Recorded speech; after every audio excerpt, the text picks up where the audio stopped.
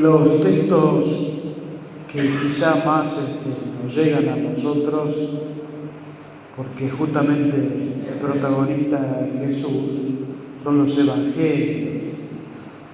Y cada uno de los evangelios fue escrito por distintos autores y en distintos lugares y en distintos tiempos.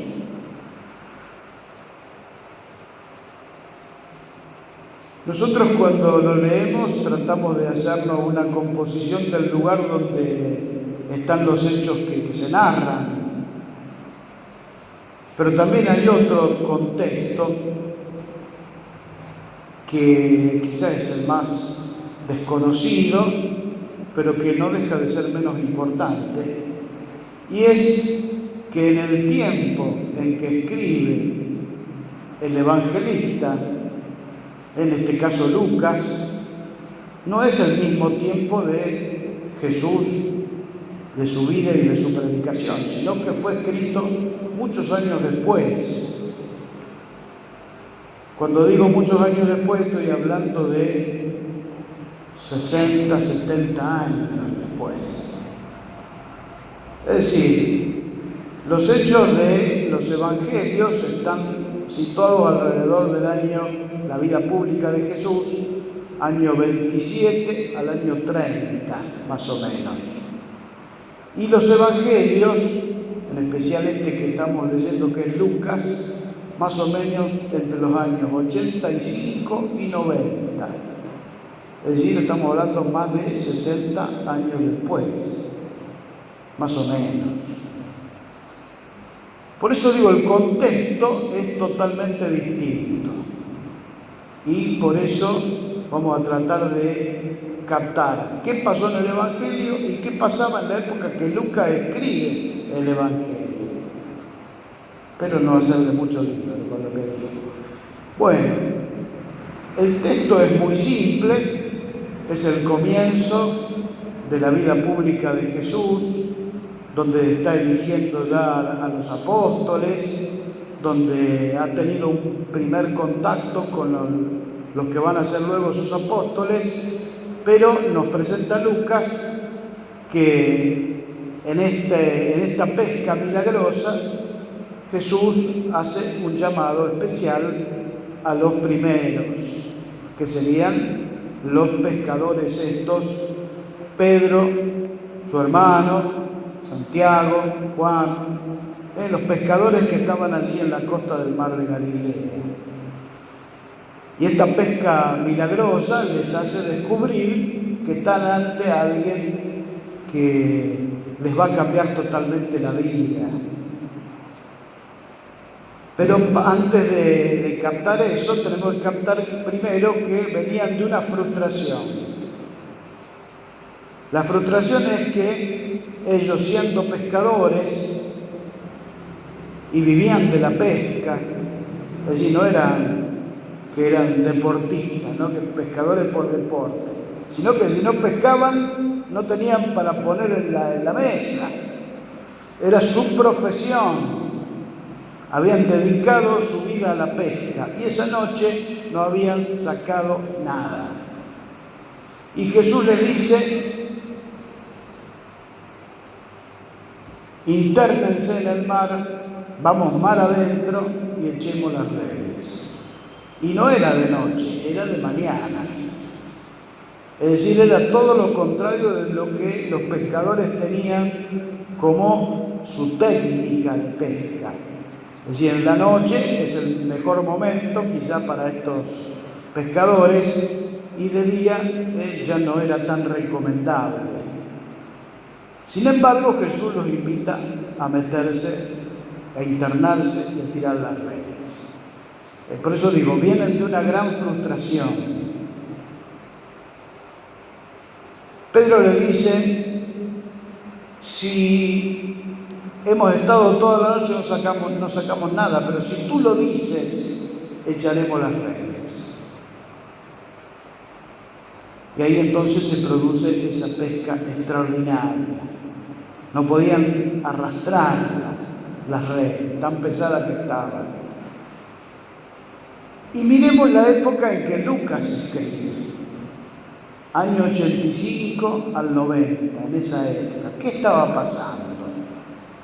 Ya estaban las primeras comunidades cristianas, diseminadas por toda la zona del Asia Menor, pero también con unas frustraciones en cuanto al pueblo de Dios, que son estas. La primera, hacía unos años, que había habido una gran revuelta en contra de los romanos, del pueblo de Israel, y los romanos los aplastaron. Los romanos destruyeron Jerusalén y destruyeron el templo de Jerusalén. Es decir, que lo que les daba identidad como pueblo, el lugar religioso y centro de toda la vida de los cristianos, de los judíos, que era Israel, Jerusalén y el templo de Jerusalén, ya no existían más, estaban destruidos. Es decir, que la fe de Israel estaba medio disgregada y solo contenida en cada lugar en las sinagogas. Ese era el lugar donde se identificaban como israelitas. Y los nuevos cristianos no dejaban de ser israelitas, esa era su nacionalidad, su ser. Es como nosotros decimos, somos argentinos. Ellos eran israelitas. Bueno, los israelitas se refugiaban en las sinagogas. Allí se contenían sus costumbres, su cultura, su religiosidad. Pero ¿qué otro hecho estaba pasando en estos tiempos? Los judíos expulsan a los cristianos de las sinagogas. Es como si nos dijeran a los católicos hoy, bueno, a partir de ahora ya no son más argentinos, ya no pertenecen más a esta nación. No vengan aquí porque no pertenecen más, no son de nosotros. Entonces quedaron como fuera de todo los cristianos. Ya no tenían patria, no tenían tierra, no tenían las tradiciones propias, como que quedaron una frustración muy grande. Y ahí es donde Lucas escribe el Evangelio y les dice a los cristianos de ese tiempo: naveguemos mar adentro y echemos las redes, porque el Señor va a multiplicar los peces, la pesca, la va a hacer abundante. Y es lo mismo que le dice Dios a los cristianos de este tiempo. En medio de las situaciones que vivimos, que parece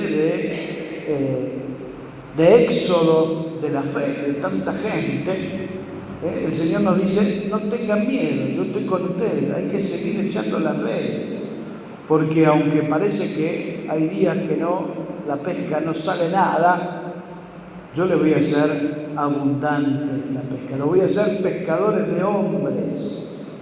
Es decir, nos da una nueva mirada a una situación que parece muy difícil. En medio de las persecuciones, en medio de las frustraciones, en medio de las situaciones que le tocó vivir a las primeras comunidades, que muchos de ellos tuvieron que dar la vida, el Señor nos dice, como a ellos: yo los haré pescadores de hombres. Y nos invita a esta nueva misión, y vemos allí cómo los apóstoles, dice el texto, al final, dice: dejándolo todo, atracaron las barcas a la orilla y lo siguieron. Es decir, aquí el comienzo de una vida totalmente distinta para estos que eran pescadores de profesión. Y el Señor les dice: yo los haré pescadores de hombres. Nosotros tenemos una canción muy bonita que siempre cantamos en la misa que dice eso. El Señor nos llama a ser pescadores de hombres. Estamos en la orilla escuchando su palabra, el Señor nos invita a internarnos en el mar del mundo, a anunciar la buena noticia de Jesús, y esto hará que la pesca sea abundante. Pero necesita de nosotros, necesita de nuestras manos, necesita de nuestro tiempo, de nuestra generosidad. Por eso aquí hay un llamado del Señor a los apóstoles y a todos los cristianos, a todos los creyentes, para que no bajemos los brazos y nos internemos en el mar junto con Él. Bueno, renovemos nuestra fe. Creo en Dios, creador del cielo y